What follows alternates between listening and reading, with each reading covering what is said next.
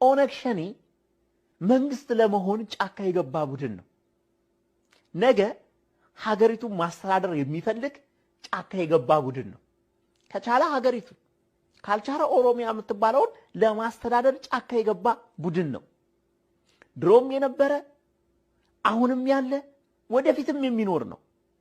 እንዲህ አይነት ቡድን ለስብሰባ እየጠራ ይረሽናል ብላችሁ የምታምኑ ከሆናችሁ በጣም የዋህ ናችሁ ማለት ነው። መንግስት ለመሆን የሚመጣ ቡድን ከመንግስትና ከሚዋጋው ጋር ይዋጋል እንጂ ህዝብ እየጨረሰ ራሱን እያስጠላ ራሱን አጋንንት እያስደረገ ራሱን ገዳይ እያስደረገ መንግስት ለመሆን አይመጣም።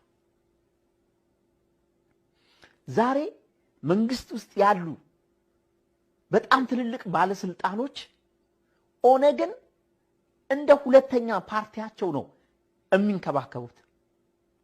ነገ የብልጽግናን ፓርቲ ይሸነፍ፣ ነገ የሆነ ነገር ይሁን፣ በህግ ተጠያቂ የሚሆን ዛሬ ላይ የምታዩቸው አብዛኛዎቹ ነገ ከኦነግ ጋር አብረው የሚሆኑ ናቸው።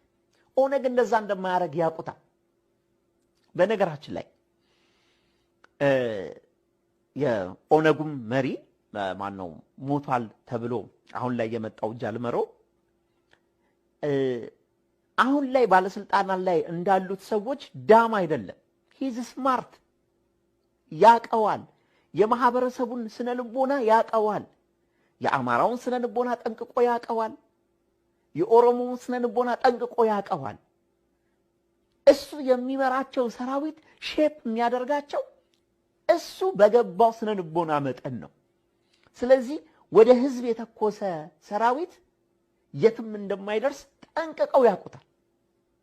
የአማራ ባለስልጣናት ለአማራው ሞት ለአማራው መንገላታት ተጠያቂዎች ደግሞ ባለስልጣኖች